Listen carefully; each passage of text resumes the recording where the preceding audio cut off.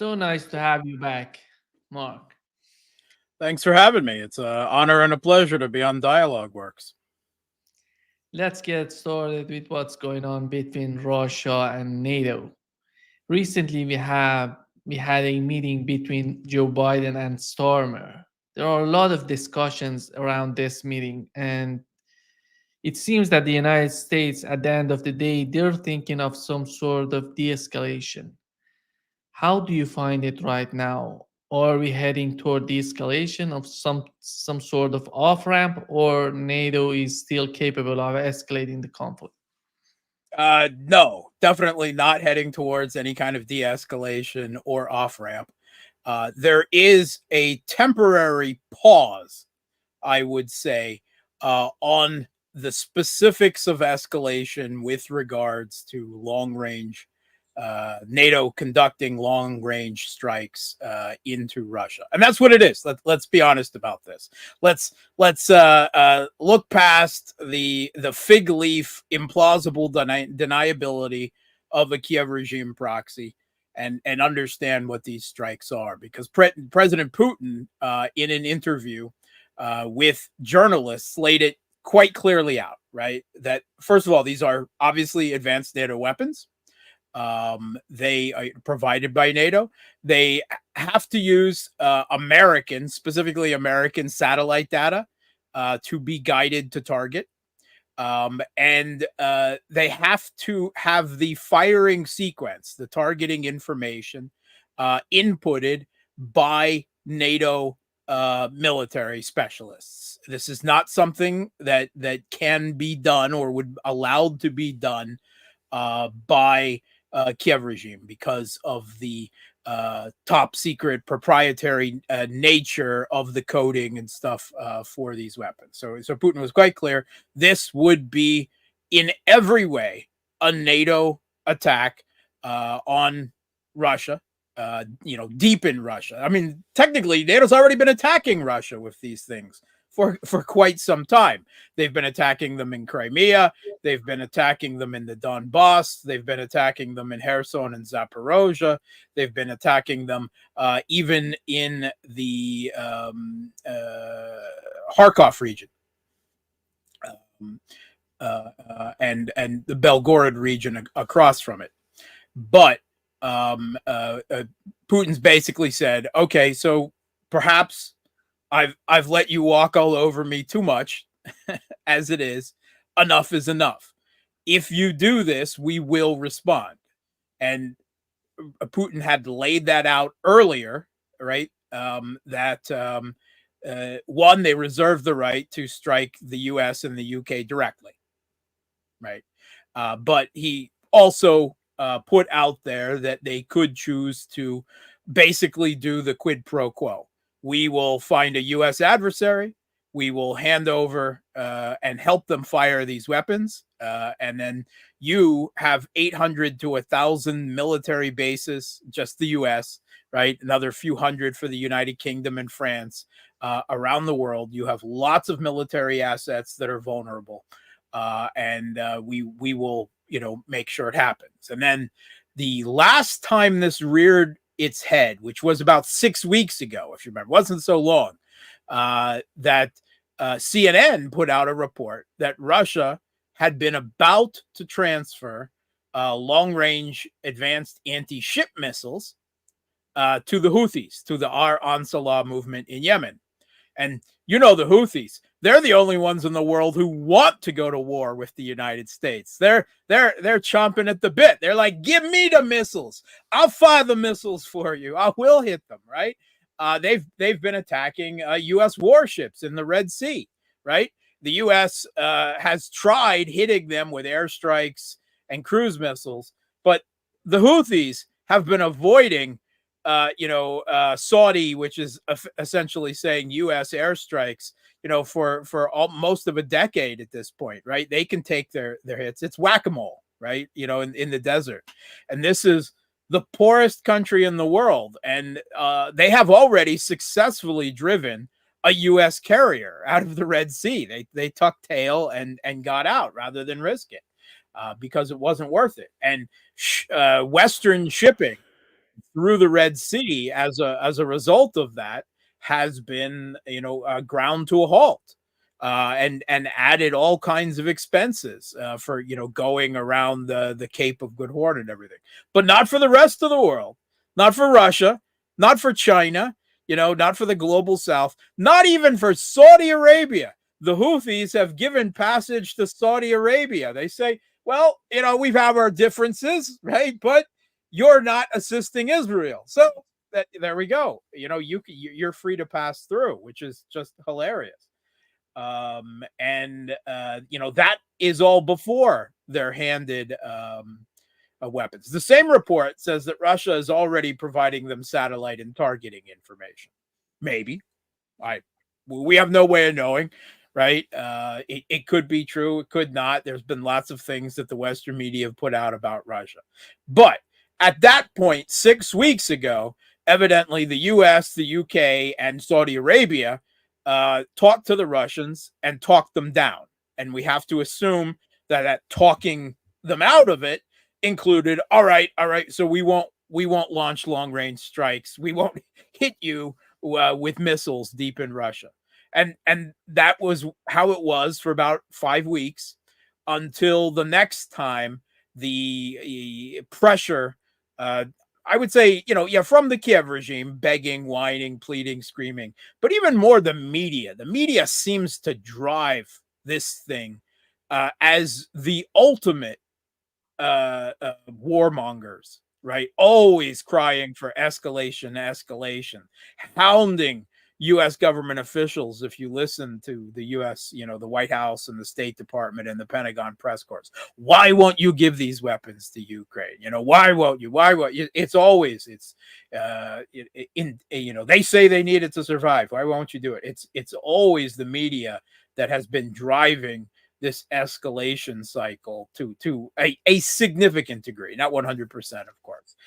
But the United Kingdom is also really, the tail wagging the dog in this situation. And there is indication that at prior times in the conflict, they have done as much as well. If you'll remember, the United Kingdom is the first of the NATO countries to send tanks to Ukraine. They promised the Challengers first. The Challengers were actually the last tanks to be used in combat by the Kiev regime, not to any effect either. But it was, the British that basically shamed, in the Western view of things, the United States and Germany into sending their tanks. And then even then, the U.S. said, well, Germany, you send the Leopards first, and then we'll agree to send a few Abrams much later. And now we know that most of those Abrams were destroyed. But that just goes to show that the United Kingdom has many times been the hottest. And once again, has in this most recent push to give the Kiev regime long-range strikes in Russia. And let's be specific what we're talking about here. For the United Kingdom, it is the Storm Shadows and the French Scout missiles, right? The French are being really quiet right now because Macron is in a really bad political situation. Previously, he was also driving things, but if they're doing so now, it's quietly. It's behind the curtain. The UK is taking the fore, and the US in question would be the long-range ATACMS missiles fired from the HIMARS systems. And possibly there has been a lot of word about the transfer of JASSMs, which is a U.S. air-launched cruise missile that would also fall into this category. We don't know that they have been transferred yet, but if they did give this permission, the understanding is that there are a very finite number of ATACMs available, right? The ATACMS production stopped in the mid 2000s, right? The U.S. thought it had its sufficient inventory. They had a long-range strike replacement that is still they're still quote unquote ironing out the kinks, right? There's still problems with it, so they haven't gotten that online.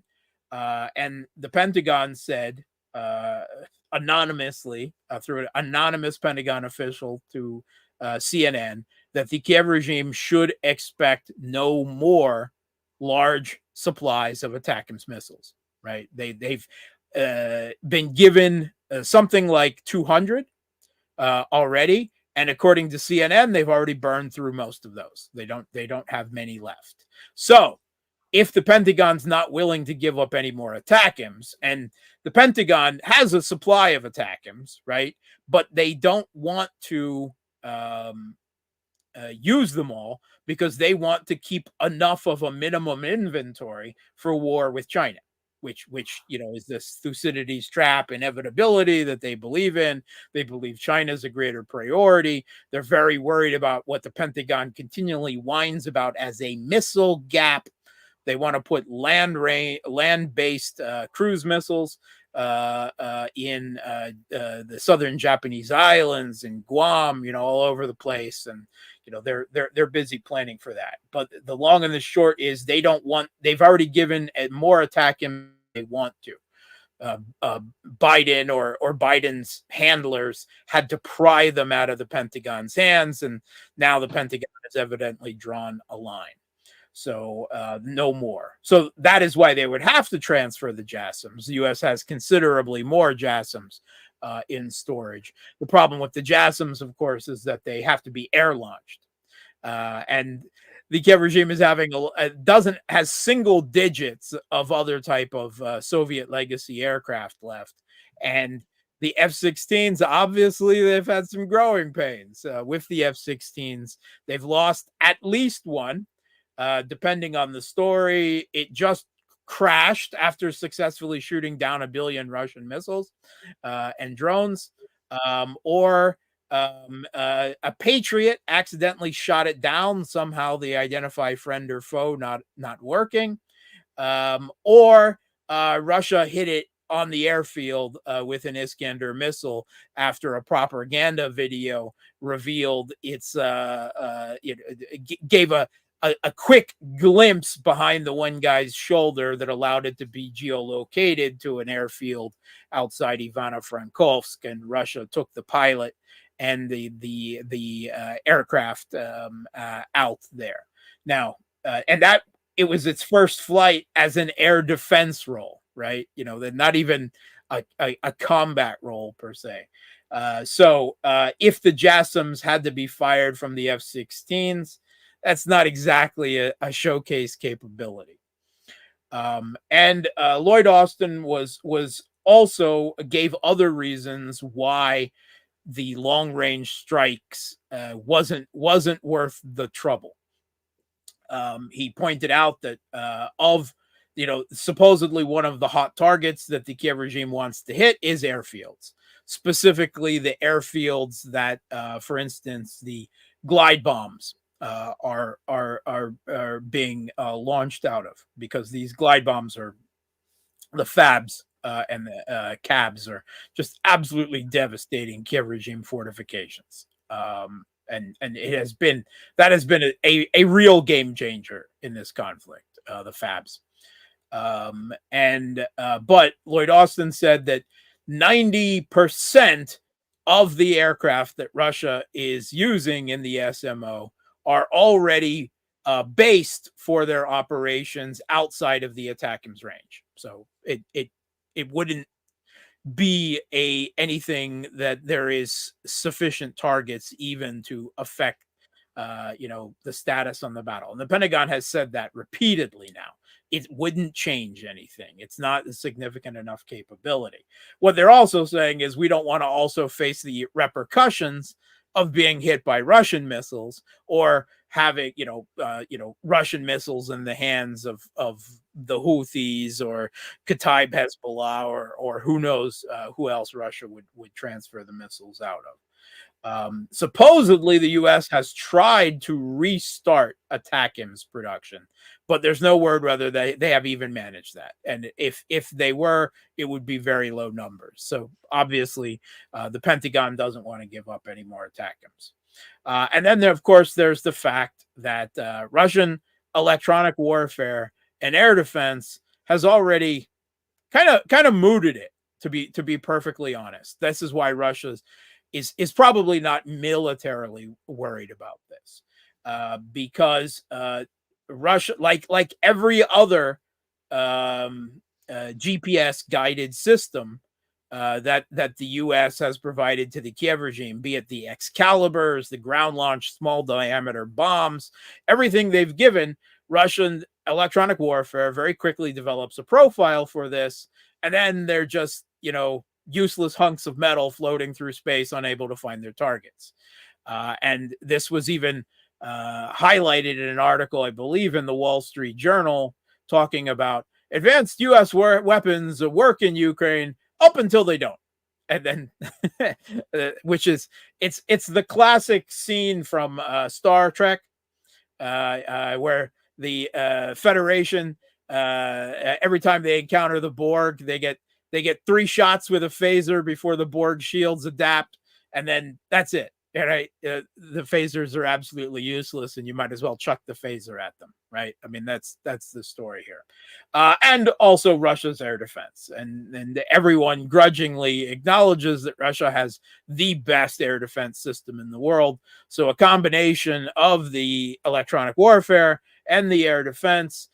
It's why you don't hear much about ATACMS. It's why you don't hear much about Storm Shadows or Scalps. You heard about them for about a month, and then they just kind of disappeared. And every once in a while, they'll get a hit. They'll sneak one through, or they'll happen to pick a target that is not protected by electronic warfare and air defense. And let's be honest, Russia is in the terms of a certain U.S. president, a ginormous country, right? Russia can't protect everything in Russia with electronic warfare and air defense, but they've got enough of it to protect most of what's of real value. That's why you heard about 2 months ago, we used ATACMS to destroy a train ferry. Whoa, you really socked it to that train ferry. Soft target. Pick a target where there's no air defense and electronic warfare. Yeah, then you can probably hit something. But otherwise, I would say that Russia probably has, wherever it has defenses, it has about a 60 to 70% chance of taking even the ATACMS down, and probably slightly higher with the Storm Shadows and the Scalp. And it would be the same thing with the JASSMs. So Russia is not so necessarily concerned that these long-range strikes would be some devastating battlefield effect.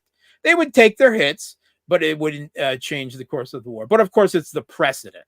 You can't allow NATO to be firing weapons deep into Russia, right? And you never know what, of course, you always have to fear, what is that weapon actually tipped with? Have they managed to tip that weapon with a tactical nuclear warhead? Is that something they've developed the capability to do? Do we know what type of warhead that missile is carrying? No. So you can't, no one that can prevent these things will allow these things.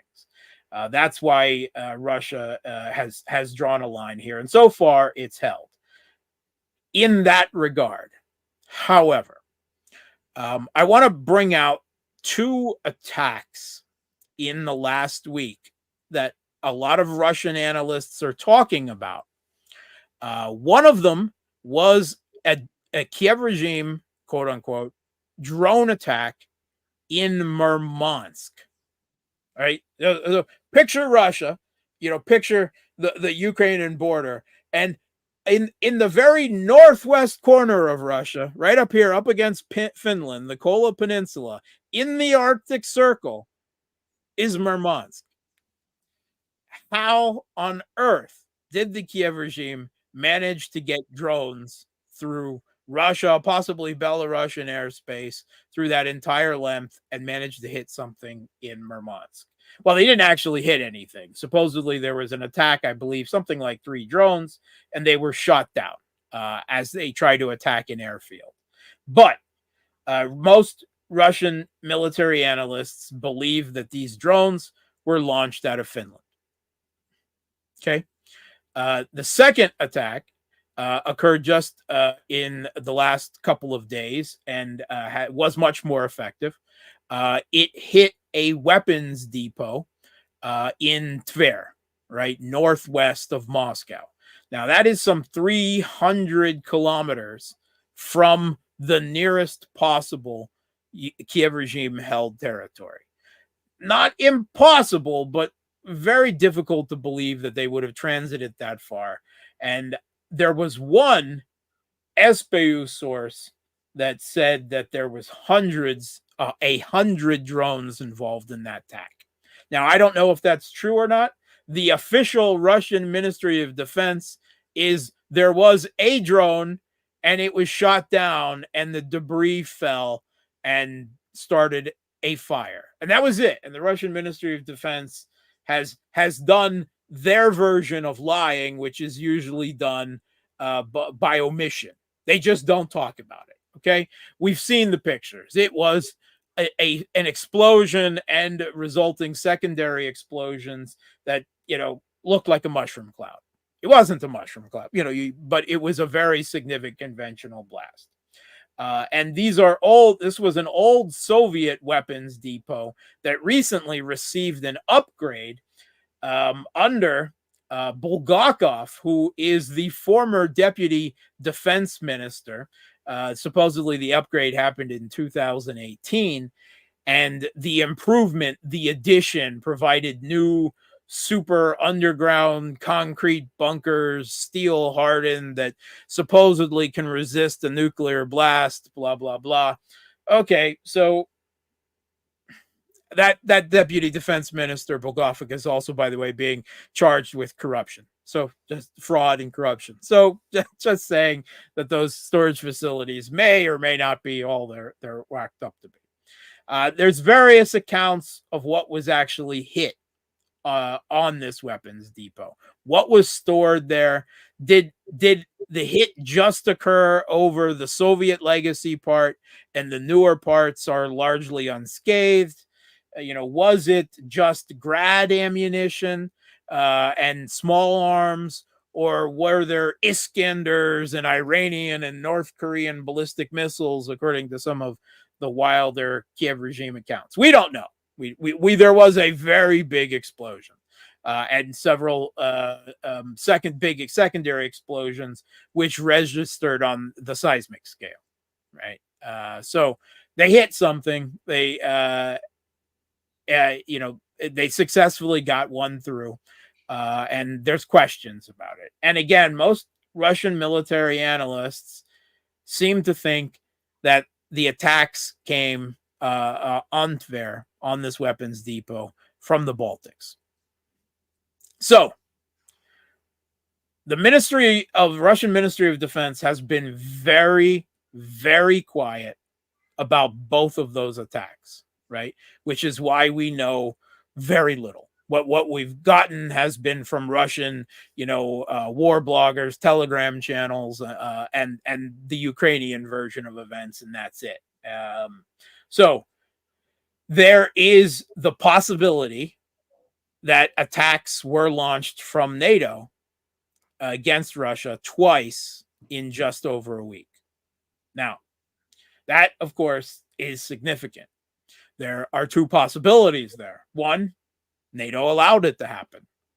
Two, the Kiev regime launched drones out of these countries. Perhaps the SBU, perhaps the Ukrainian military intelligence, Budanov's boys, Krylo, I like the dark Budanov. That sounds like something right up his alley. It would not be impossible for him to sneak a drone into these countries and launch it with the intention of Russia overreacting, right? And striking back against NATO, or at least creating a pattern that might lead to a Russian escalatory step against NATO. Now, the Ukrainian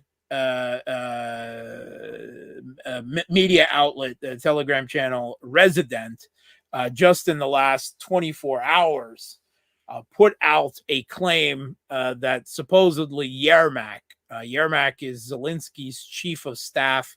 He's regarded as the Gray Cardinal, the Cardinal Richelieu. Some people in Ukraine argue that he's the one really running the country. In fact, it has led to a common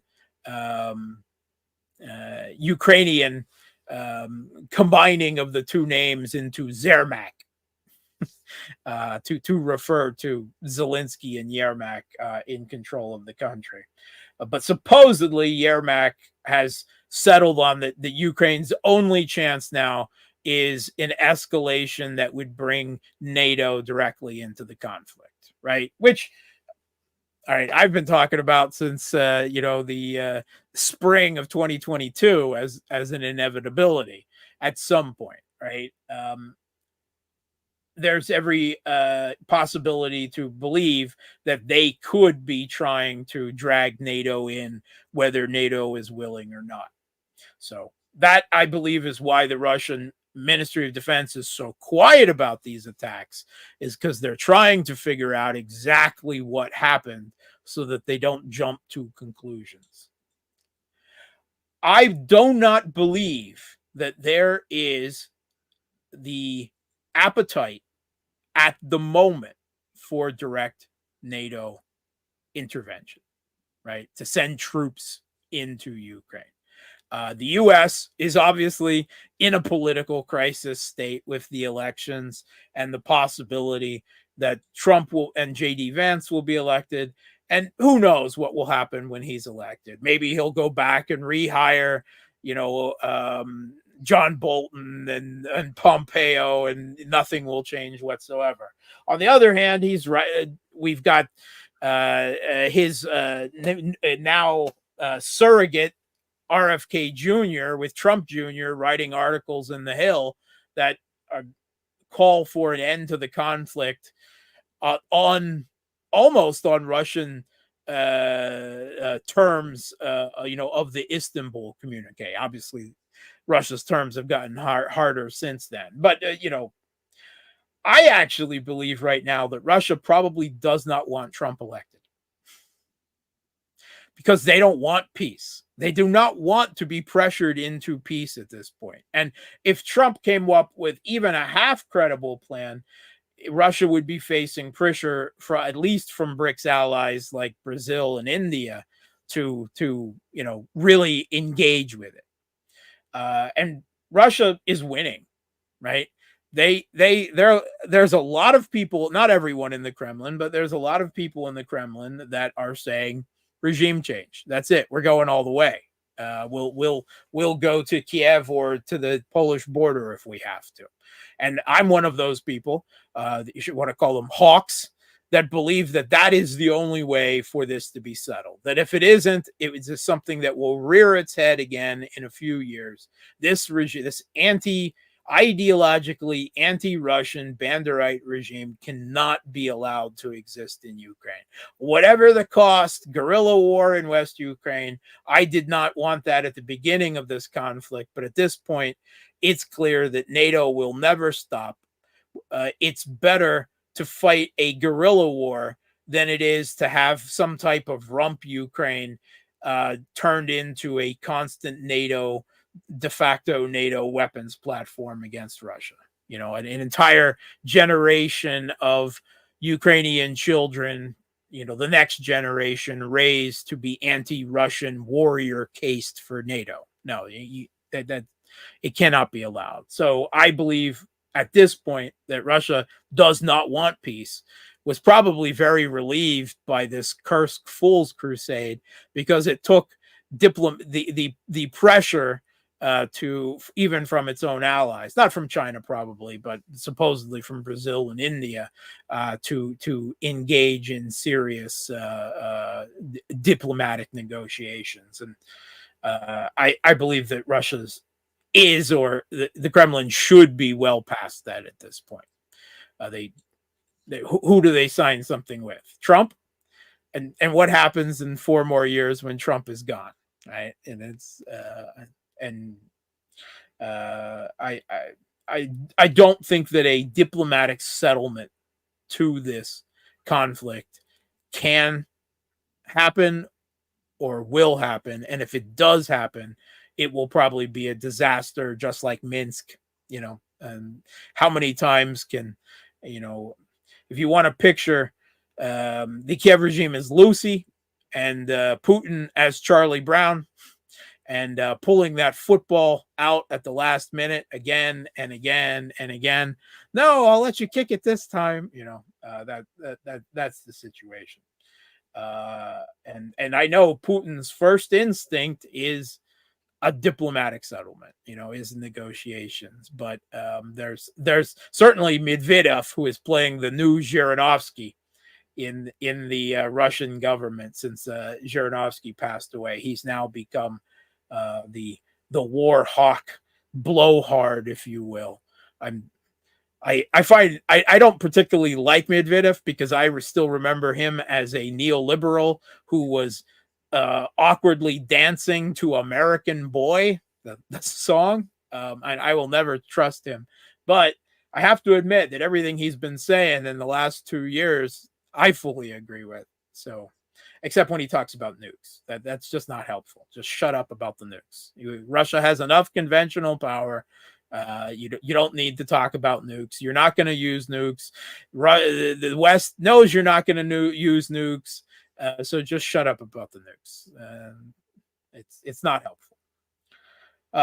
But the point is that while the West is not at the moment ready for direct intervention, the political crisis in the U.S., the political crisis in France with Macron facing an impeachment that's probably almost certainly not going to happen. But anyway, there's a political crisis in France.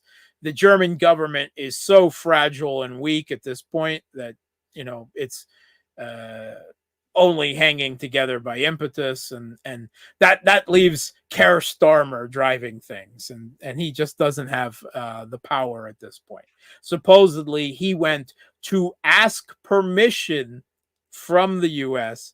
to use the Storm Shadows and Scalps. Those words specifically were used, at least I believe, in a Guardian report on it, which is really humiliating. But for the United Kingdom, once a historically a superpower of its own accord, but that's where they are now. So for all these reasons, there isn't the appetite at the moment, but this is still very early days.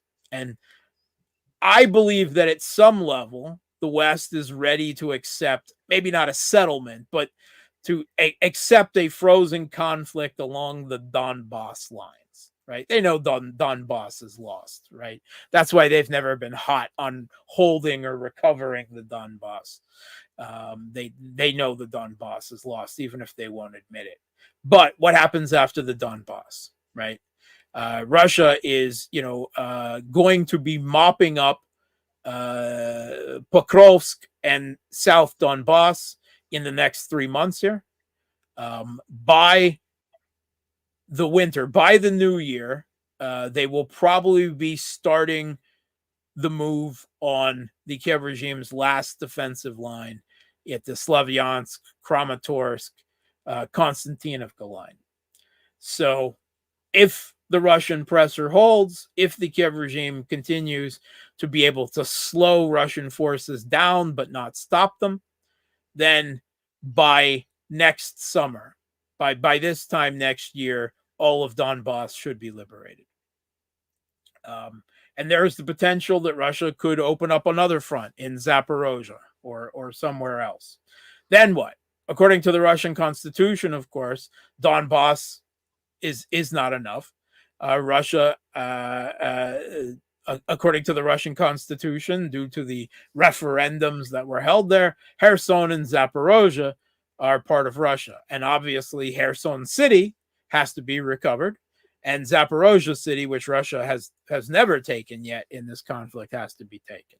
So even if you get the 4 republics, that still leaves the forcing NATO and the Kiev regime to give up on NATO, which is the principal reason for going in, and almost certainly the battle will bring swaths of territory, potentially in the Dnieper region, by that point, because past Pokrovsk, there's nothing all the way. No, it's open steppe, no geographical barriers, no big settlements all the way to the Dnieper River.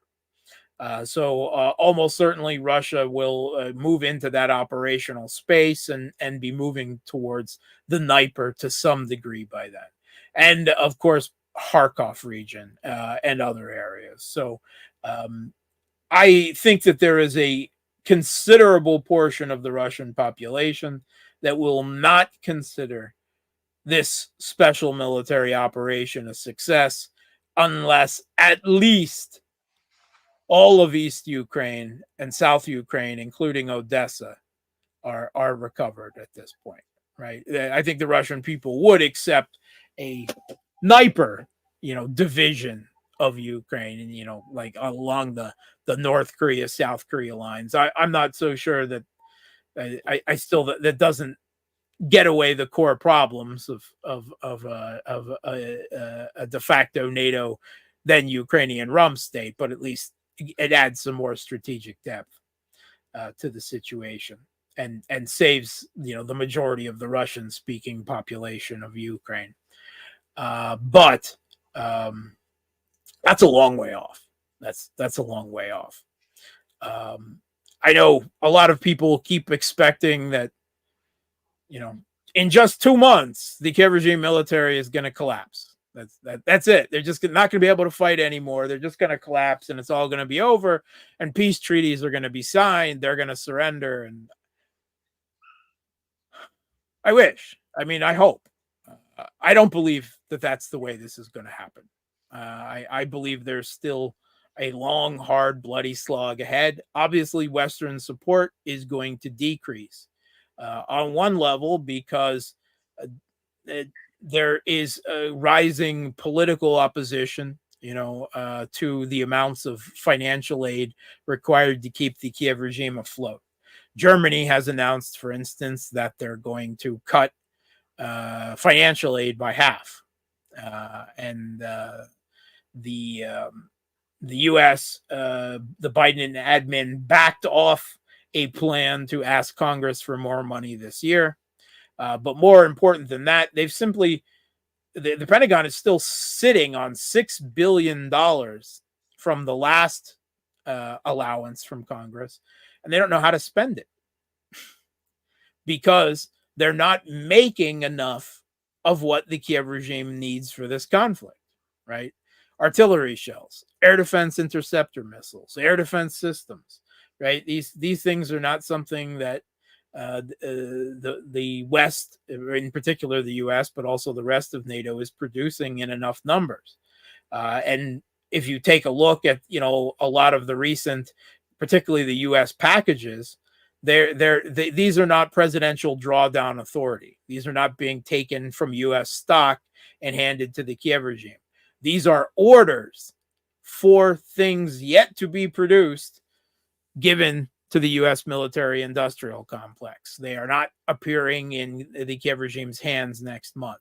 And that's because the U.S. military-industrial complex is not geared up for this type of war, and they can't ramp it up fast enough. They're not on a war economy. Russia isn't on a complete war economy either, but Russia had plenty of surge capacity for this type of production left over from the Soviet Union, and kept it updated, and it was ready to be put on, because Russia's been preparing for this war since 1946 at least, right? They never stopped being prepared for this war. They always knew that this war was going to happen in one way, shape, or form. So, but they will still provide something, right? They can provide Bradleys until the apocalypse, probably, right? They've got enough of infantry fighting vehicles, APCs, this type of mechanized warfare that we've learned to expect from the Kiev regime. Drone production. China has finally put on some export controls on drones But of course, that's just going to be gone around. It's going to be ordered by third countries, on the Ukraine's behalf, and maybe raise the costs for them, make it a little bit more difficult. That said, Putin, revealed this week that Russia's making 4,000 drones a day now. That's mad. We're in a completely different world. And they plan to be able to increase production by 10 times. I don't even know what that seems. Is that from the initial number? Is that from the number now? That wasn't entirely clear to me. But regardless, we know that Russia has a huge drone advantage already, and that's only increasing, right? As well as an artillery advantage and the air superiority and the electronic warfare advantage. And that said, it's still a hard fight. Right. The Kiev regime is not done yet. They launched this Kursk incursion, and yes, it's going very badly for them now. Russia just essentially said, all right, you took these podunk hamlets. Now what? You didn't get the Kursk nuclear power plant. You were never going to. And now you're trapped. And Russia was perfectly happy. It's only in the last, 10 days that they've started, 2 weeks, 10 days that they've started a Kursk counteroffensive. For all 7 weeks before that, they were content to let the Kursk incursion sit there, keep it contained, and use it as a firebag. And they destroyed enormous amounts of Western equipment, manpower too, but primarily Western equipment. They just destroyed. I think they got at least 7 HIMARS systems and several M270s too. They got multiple air defense systems in the initial phases.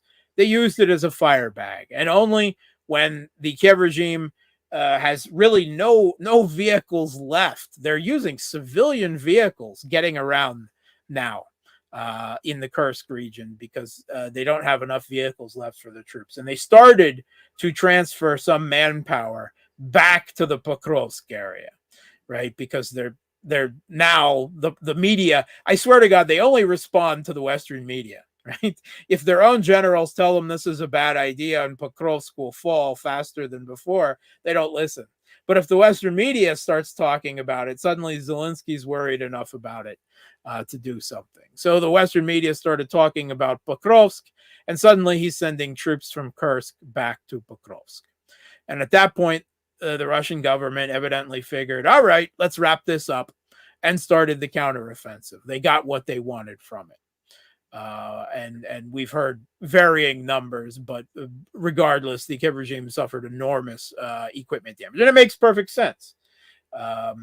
Forbes David Ax, very pro-Kiev regime writer, wrote a piece talking that according to some bullshit analysis, Oryx and whatnot, but regardless, that the Kiev regime had suffered was at least going through Western provided equipment twice as fast being destroyed as it was on the Eastern Front in the Donboss.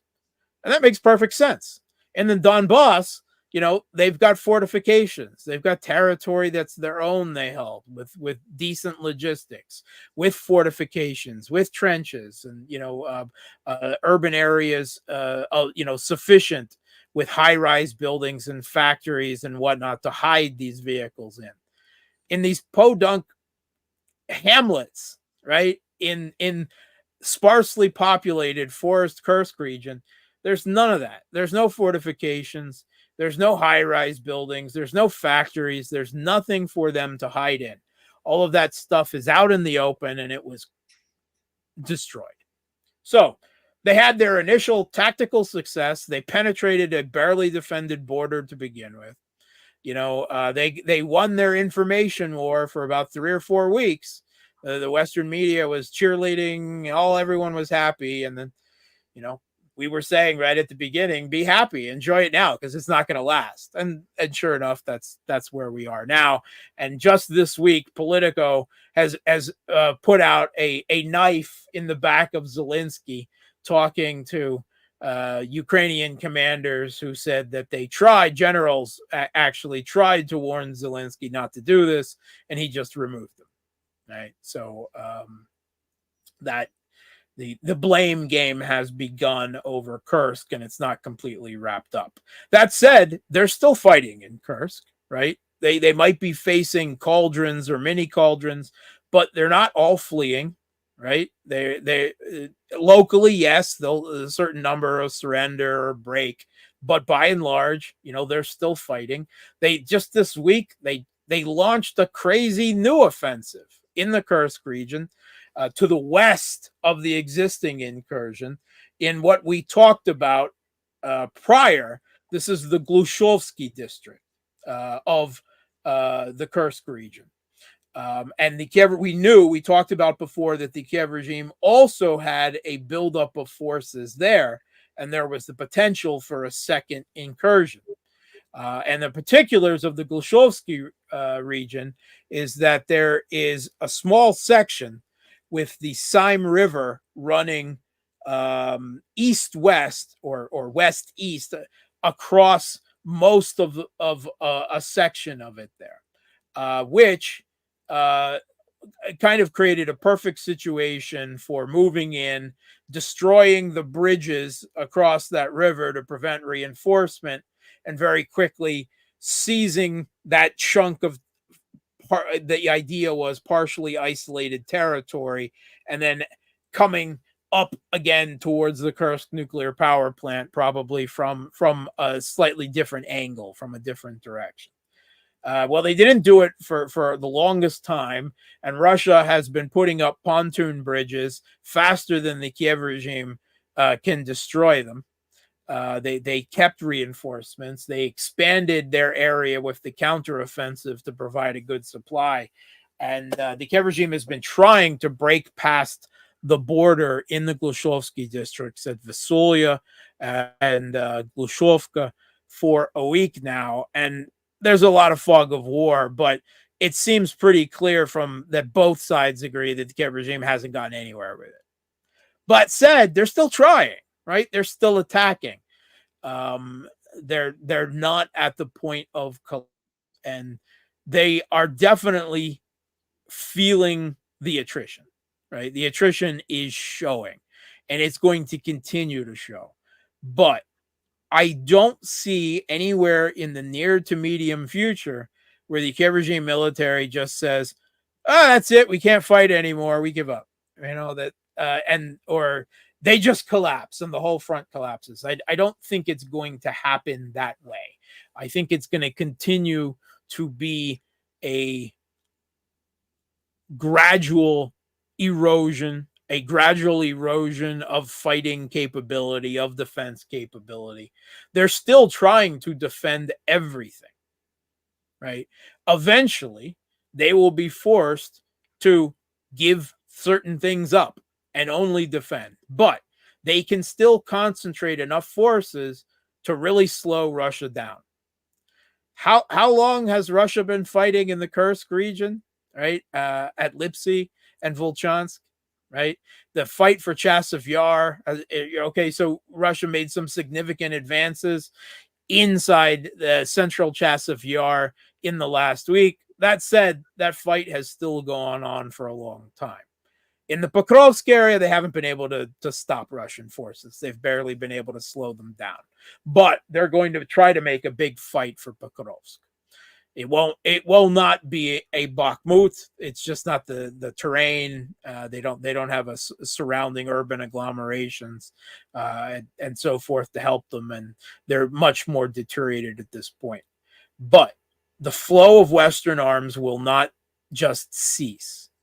It won't be enough for them to win, but it will be enough for them to continue a fighting defense for a year, perhaps more.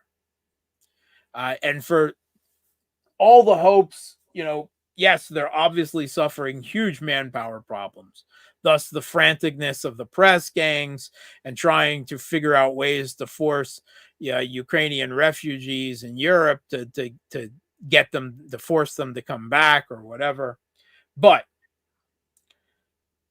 the Kiev regime they still haven't conscripted anyone below the age of 25.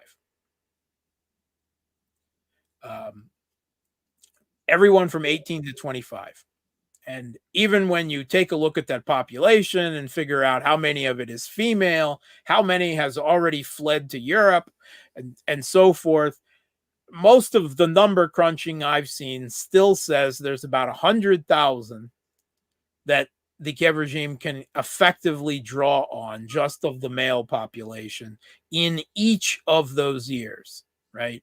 25, 24. And by the time you start going down the years, 2 or 3, you've already got an entire new cadre of people who have turned 18 and so forth, right?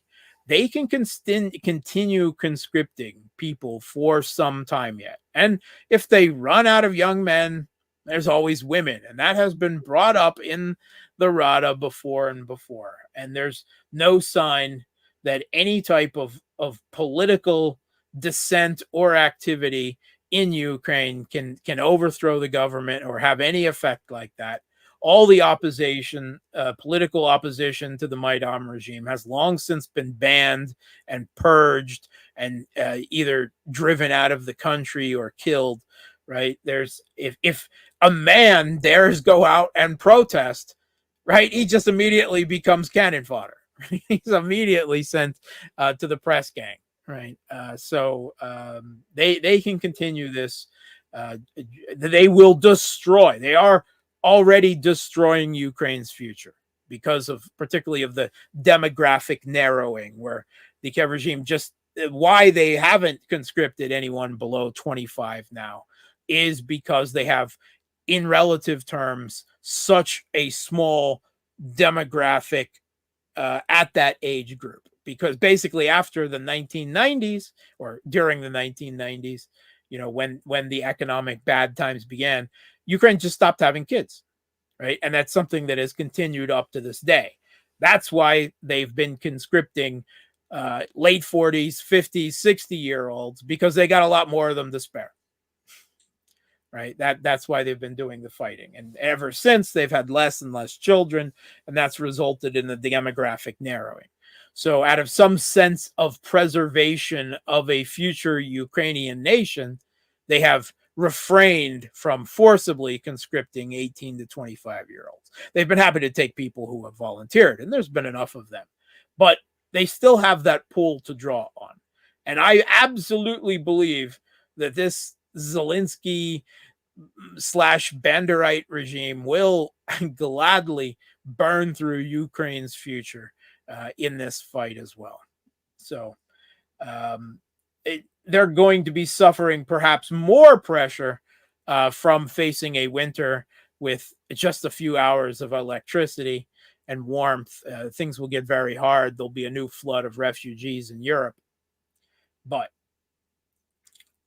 I think that at the point where the Kiev regime is facing a de facto, a real military collapse, where they're just not able, where the Russian military keeps growing stronger, where they're still fighting, but they can't effectively defend much anymore.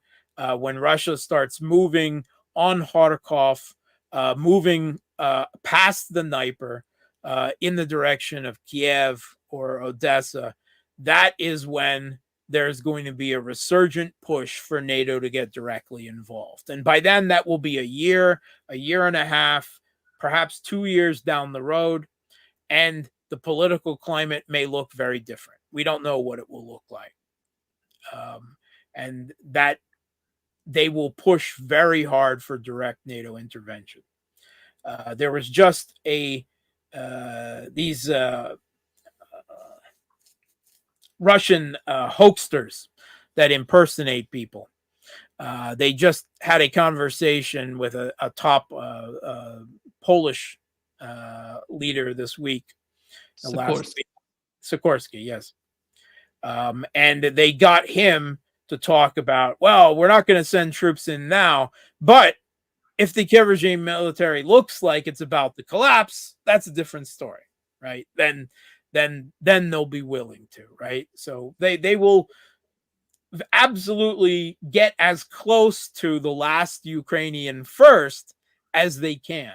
But after that, there will be a renewed push for direct intervention, almost absolutely. And I believe eventually it's going to come. Russia has known, I think, since the beginning of this conflict that it's going to come. They've tried to limit escalation. They've tried to show restraint. And NATO just keeps perceiving it as weakness again and again and again. And they've gone up and up and up and up the escalation ladder. And right now they've hit a pause with this long range strikes. But if you believe that that's the end and they're just going to say, oh, we give up, Russia wins, I've got a bridge in Crimea I'd like to sell you. So everything, almost everything on the battlefield is positive, right? They'll get their hits, like this weapons depot in Tver. There will be increasing acts of desperation and dirty tricks. I expect, before any direct NATO intervention, absolutely there will be a false flag event. Putin will suddenly decide to start using chemical weapons, or they'll destroy a nuclear power plant, or something, because that's the way the U.S. always provides motivation and justifications for its wars. And while there's no political sentiment, then just wait until Putin starts using chemical weapons. Let's just wait till the press gets a hold of something like that, or something similar. There absolutely will be a false flag. There will be lots more dirty tricks, right? We all know that they were really trying to get to the Kursk nuclear power plant, and they weren't able to. But there will be more dirty tricks, right? They will come up with things. Because they'll have the help of NATO minds coming up with dirty tricks as well. And they're, for everything, they're pretty inventive at shall we, the Kiev regime's forces are pretty inventive at, shall we say, unconventional warfare, right? Unconventional approaches, thinking of new ways to kill and maim and terrorize. They're give them credit. They can be pretty inventive. This latest Dragon drone that shoots out several 1,000-degree thermite. Okay, so it turns out that it's not actually some game-changing weapon, that it's pretty slow, that it's incredibly vulnerable to air defense and electronic warfare. And generally speaking, Russian troops have plenty of time to move out of its way. However, it can pretty much really wreck any fortifications and tree lines and stuff like that. So it had some utility. Looks really good. Newsweek was all excited about it, right? But the idea is they're still working on things like this.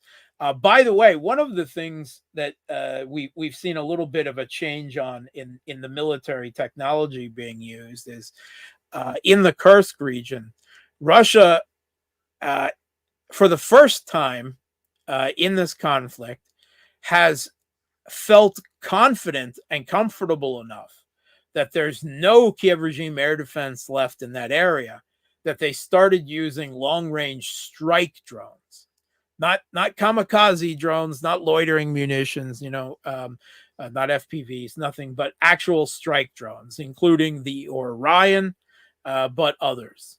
Now, if you'll remember, there was a lot of talk about, Bayraktars at the beginning of this conflict and everything, and then they all got wiped really quick. And very grudgingly, there came to be the acknowledgement that these strike drones are pretty crap in any environment with air defense. That they don't do well in those environments. But in the Kursk region, the Kiev regime has no air defense left. So they've been experimenting with strike drones, reportedly even using strike drones to fire glide bombs, which is will be a useful addition. They don't even have to put their more expensive aircraft if they can work that out effectively. But that's a new change that is more significant on the battlefield than Dragon drones.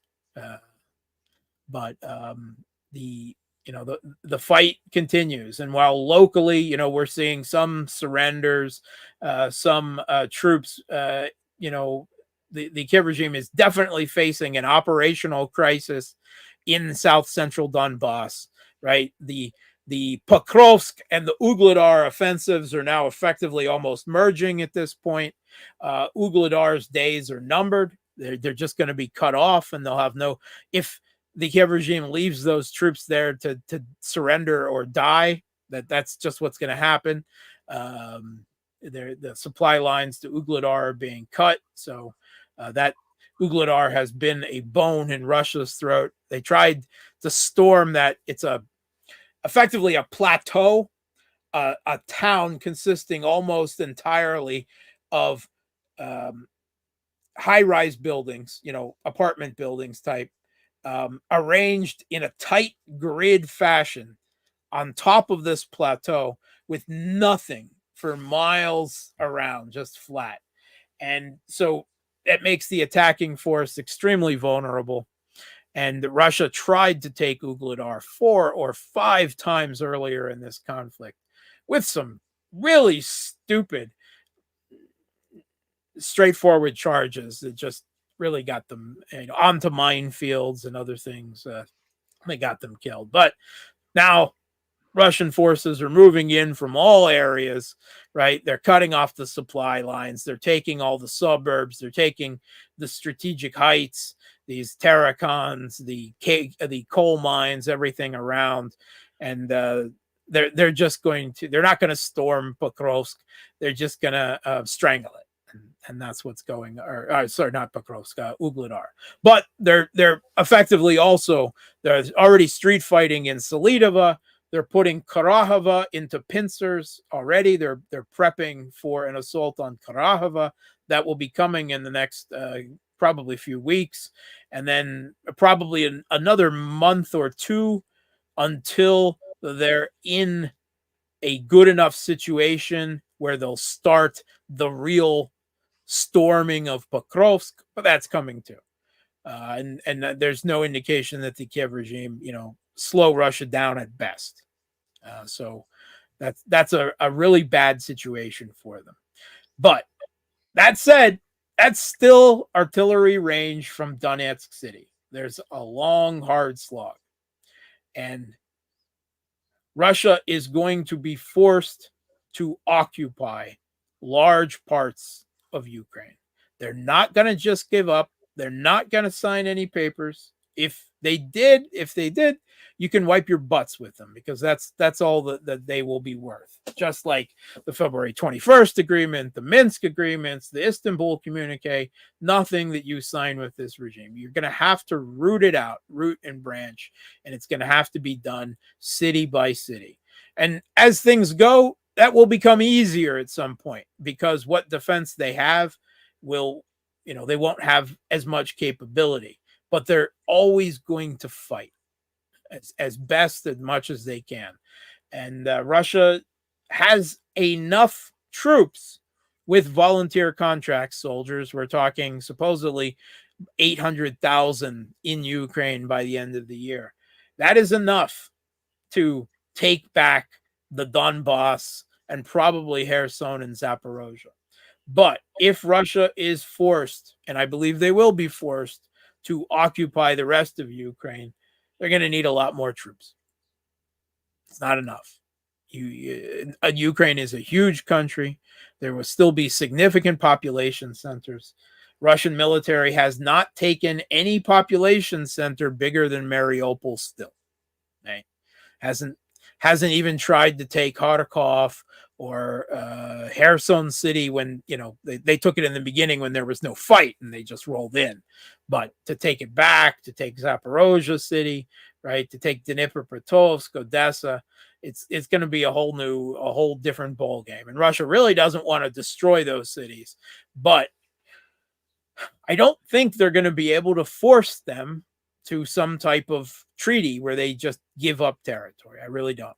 I don't think that the Kiev regime or the West is ideologically capable of it.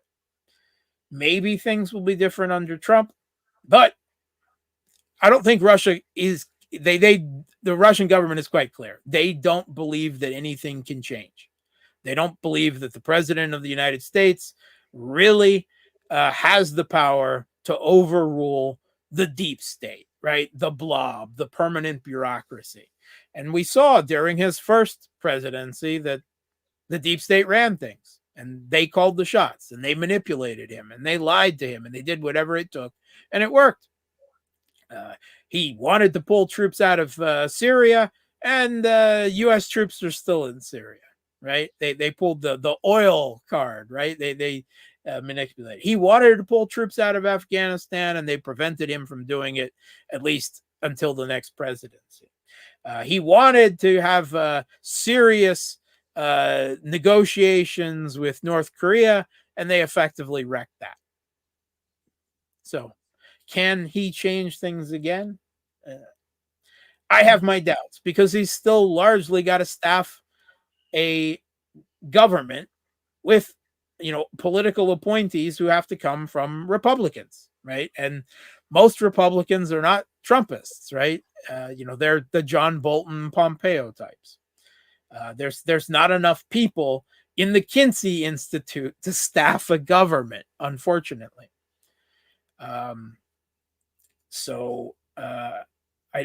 There was a president who did try to change the deep state, who did try to go up against it. You might remember his name. It's John F. Kennedy, right? And Trump has already survived 2 assassination attempts, possibly 3, depending on what you believe in the past few weeks. I actually don't think that's that helpful because I think a J.D. Vance president might be even worse for them, at least on Ukraine. Although he's really hot for war with Iran and China. So, maybe he can flip that out there. But anyway, Russia is winning. Everything is still trending positive. But there's still a long, hard, bloody slog. And I don't believe there's a political settlement anywhere in the near future. And the specter of some type of NATO direct intervention, it's not right now, but I think it's before the end of this conflict, still the most likely end game. Mark, we have more 20 minutes to talk about what's going on in the Middle East. Boom! Right. Boom! That's it. It's new, and it's unbelievable what's going on and the way that they're trying to do this. And this is a new way of bombing. How did you find it? For one, okay, so give them credit. Supposedly, the most recent reports, if these reports are true, and the Mossad puts out so much disinformation that, all right, let's assume that the story that these things were set off by micro explosives that were planted through a captured supply chain and everything are true, right? There is the possibility they're not, right? If Mossad is putting out information about something, you got to wonder whether it's true or whether it's intentional disinformation. But regardless, let's assume that's the story and that they've been working on this for 15 years. Okay, first of all, genius, right? Bond villain-esque genius, right? This is, of course, an act of mass terror. It is a terror attack. There were lots of civilians affected by this because these pagers, of course, however much, in the U.S., in the U.S. media, they might be trying to celebrate this as some type of the perfect targeted attacks, wiping out terrorists. First of all, let's not even get on the U.S. media just propaganda that Hezbollah are terrorists or something like that. The U.S. is by far bigger terrorists, and certainly Israel than Hezbollah is or has ever been.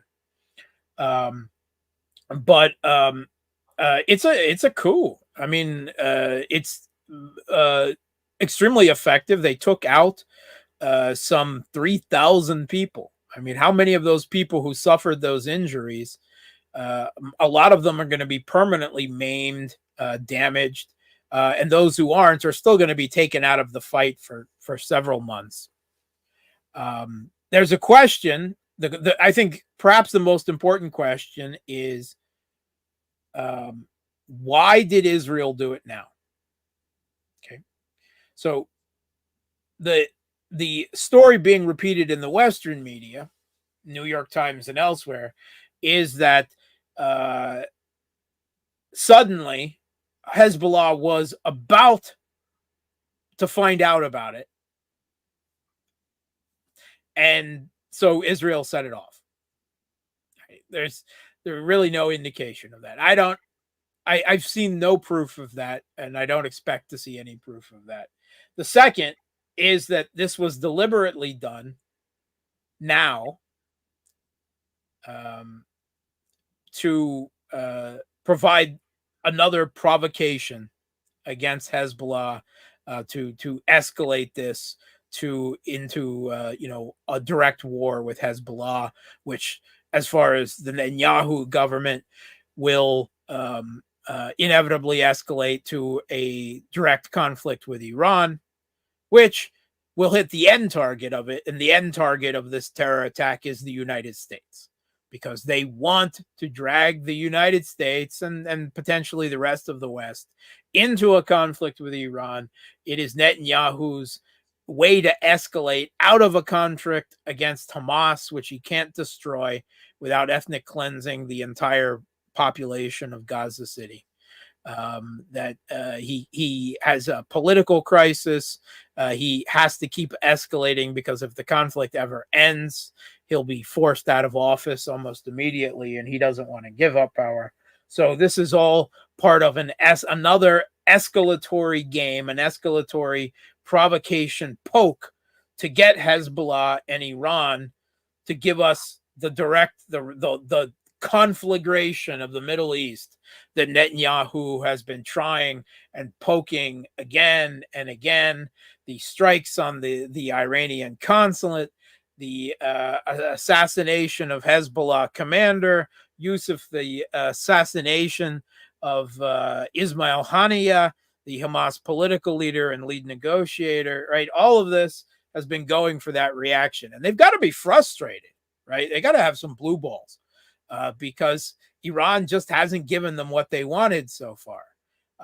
And there's an indication, we've all been wondering that where was Iran's strikes in response to the assassination of Ismail Haniyeh? Nothing happened.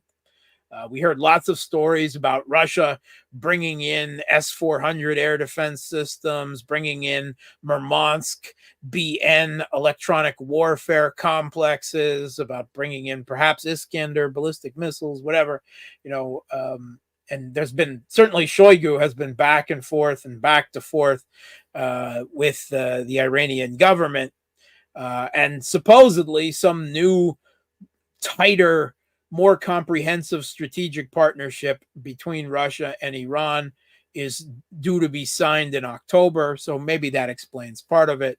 But regardless, we have, in just the last 24 hours or so, it's emerged that there was an attempted assassination plot. I don't think the assassination, actually started, but a plot to assassinate Netanyahu. And with an older 70-year-old Israeli citizen who was supposedly going to help with it, blah, blah, blah. He came to Iran, so forth. We don't know whether this is true, but it makes some sense, right? Pezeshkian, if he doesn't want this all-out war, this conflagration, then a symmetrical response of trading an assassination for assassination makes perfect sense. The problem is, of course, is that Mossad has Iran penetrated with, operatives, with separatists in Baluchistan and Azerbaijan, with mercenaries, with terrorists, a lot more effectively than Iran has Israel penetrated, just by the nature of the two countries. So there's less, opportunities for something like that, less capability. Supposedly they had this, and that might explain why there hasn't been any Iranian response yet. But after this blowing up of thousands of people, and it wasn't just Hezbollah militants, right? First of all, the majority of Hezbollah are actually bureaucrats. They're civil servants, right? Hezbollah is a popularly elected political party in Lebanon. They are effectively running all government services in South Lebanon, right? Which means the whole gambit. And these pagers were evidently also handed out to doctors, to medics, to EMTs, and everything. So that is why Russia has called this a monstrous act of terrorism. It's also, by the way, against international law, against international treaties that were brought up. Evidently in World War II, there was evidently already lots of booby trapping of such things that was occurring by the Italians, by the Japanese, by the Allies even, and there was international conventions put in place to that such things you can't booby trap things that look like normal civilian items. That's actually forbidden by international law. Not that Israel or the U.S. gives a shit, but technically Israel is a signatory to this, just like most other countries. So it's not only a mass act of terror, but it's also a war crime and a violation of international law. But if the U.S. is just fine with it, and apparently they are. In fact, it's rather interesting. They say we saw nothing, we knew nothing, but you can't escape the fact that American University in Lebanon had 10 days before this suddenly received an order to turn in and get replacements for all their pagers. Just saying. So, this would have made a lot more sense.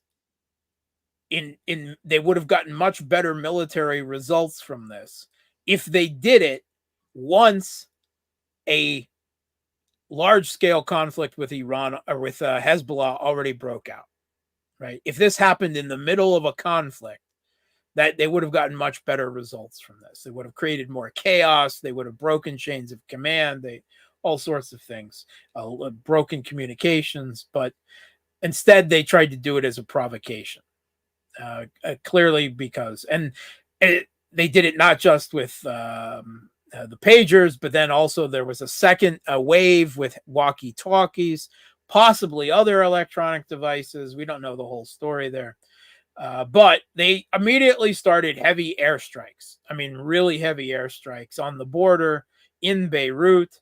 Not only has Nasrallah said that Lebanon is in a state of war, but the prime minister, the non-Hezbollah prime minister of Lebanon, has now said the same thing, that this was an act of war, that Lebanon is now at war, and evidently the Israeli plan is to seize probably everything south of Beirut at a minimum again, and to create a buffer zone to push the Hezbollah rocket systems, multiple launch rocket systems back.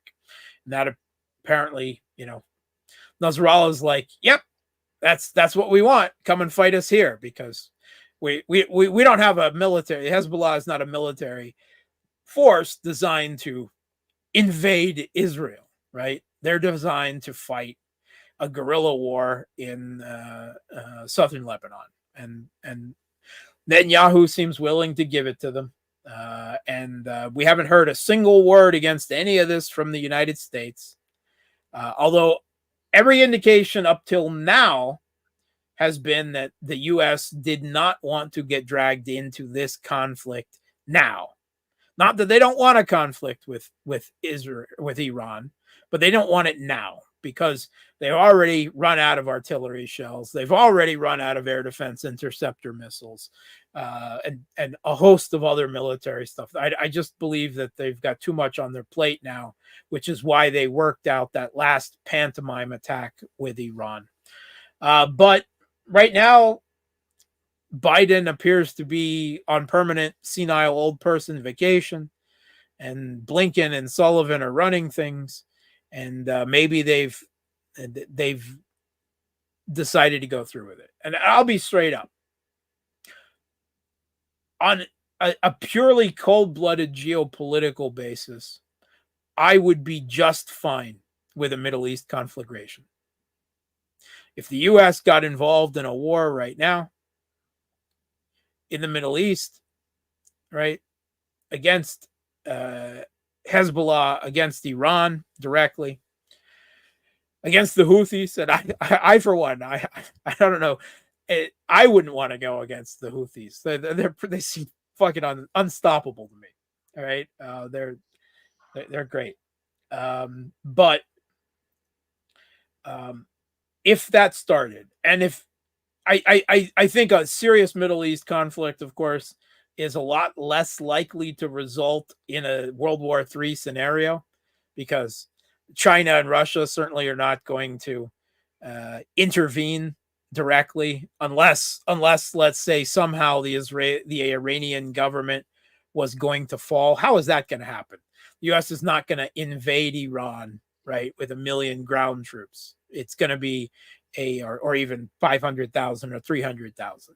It's just going to be a long-range strike war, back and forth across the Middle East. And almost certainly the Iranian government, no matter how hard they're dealt a blow in this, and Russia has evidently, if we believe Western media, been trying to help Iranian build a defense with more air defense, more electronic warfare, but the Iranian government will survive.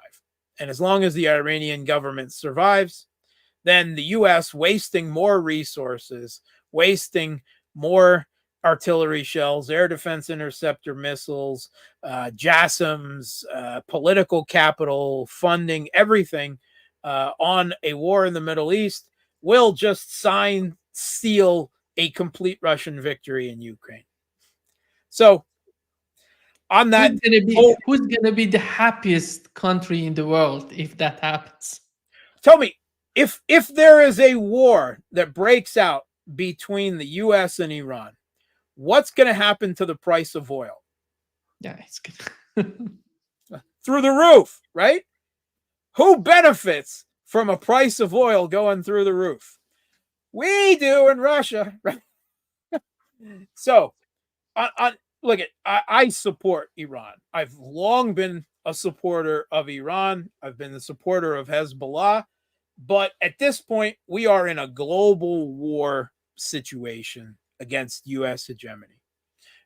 And this is inevitable at some point. I think that is exactly what the Russian government and the new Iranian government have been discussing for the past 6 or so weeks, that this is coming. Let's prepare for it. And the U.S. can barely deal with a proxy war against Russia, right? And Russia's winning. And they've run out of what they need to win this war. You want to throw a huge Middle East conflagration in that, with Hezbollah and Iran and Yemen and perhaps Syria and Iraq, or at least parts of Syria and Iraq, right, as well. I don't know. I think they're crazy in the White House that they haven't done whatever they can to just say no. All they got to do to say Netanyahu is say no. No, they can't do it. They can't say no to Israel because the entire U.S. government is captured by IPAC. They just can't say no to Israel. It's politically impossible in the U.S. Read the book by Mearsheimer and Stephen Walt, right, on the lobby, the IPAC. But they can't do it. And so they're, it's hard to say. I hate usually saying the expression that the U.S. is dragged into a conflict. U.S. is never dragged into a conflict. They know right what they're walking into, but they're kind of they're kind of like half-heartedly resisting at this point. Like, no, we don't really want to. Oh, come on, BB, stop, oh, stop. Okay, all right. That's what it is. But it's and China, right? If a war breaks out in the Middle East now, who's even going to be talking about a pivot to Asia, right? That puts back a U.S. provoked war in the South China Sea and Taiwan Straits by another 5 years. That gives China another 5 years to chill, right? They'll be and build up their military. So China benefits from a conflict in the Middle East as well. Again, presuming that things don't quickly escalate into some type of World War III. But with Iran not having nuclear weapons, that becomes less likely of a scenario. So I don't know. They've done a seemingly impossible job between Iran and the United States. Iran showing restraint and the U.S. cutting deals to avoid this conflagration thus far. Maybe they can keep it up. I don't see how. But Hezbollah is getting pummeled right now. And it will be very hard for Iran. There is already reports that the Iranian Revolutionary Guard Corps is extremely upset, that supposedly there was a meeting of all of this axis of resistance groups, the Houthis and Kataib Hezbollah and everything with the Iranian government. And they're like, why aren't you responding? Why aren't you fighting? Maybe that's true. Maybe that's more Israeli disinformation. Who the hell knows? I don't know. Maybe some regional specialists, would be able to talk more about the veracity of those reports. But we are closer to that big conflagration in the Middle East than we were the last time we talked. And maybe they'll find their way out of it again, but it is increasingly hard to see that path. I honestly didn't think the path existed last time, and they managed to find their way out of it. But there will likely be a conflagration. Ultimately, the Iranian government will survive, right? And it will just further exhaust the U.S., right? They'll do damage, right? They'll do incredible damage. The entire Middle East will be set on fire, but that will limit their capability to also deal with Russia and China. And you want to call it burden sharing among anti-hegemonic forces, right? Russia's been carrying the load for the last 2.5 years, a heavy load of that burden sharing. So if Iran is forced into a situation where they have to pick up the part of it, again, it will only spread out the U.S. military capabilities and political capabilities further and further and further. And already the West, if you listen to the U.S. State Department, the reason why a good part of the world is taking the Russian position or refusing to take the defense of Ukraine is because of RT, right? It has nothing to do with U.S. hypocrisy and the evident and the rest of the world not wanting U.S. hegemony. It's all due to RT. But regardless, there is an acknowledgement that outside the English language bubble information sphere of the West, that Russia is winning the information war. And if the Middle East blows up and the West goes directly in defense of Israel, that will become even more so. So a multipolar world is not something that's just going to come into being without lots of blood. and pain all over the world. It will be a very difficult birth, but and we'll be lucky to escape it without nuclear weapons or biological weapons or Terminator AI weapons or something being introduced. But it's what's has to happen and is going to happen one way or another. But if the U.S. can't pick its opponents one at a time, then it can't win. It doesn't have the resources to fight even two major conflicts now. It's barely holding on with one. So it will be bloody, it will be explosive, it will be terrible, but it will inevitably further hasten the end of US-led Western global hegemony at the end of it, as long as we don't end all in a nuclear fireball. That's my positive. That's me being positive. Thank you so much, Mark, for being with us today. Great pleasure to talk with you. Thanks for having me. Great pleasure.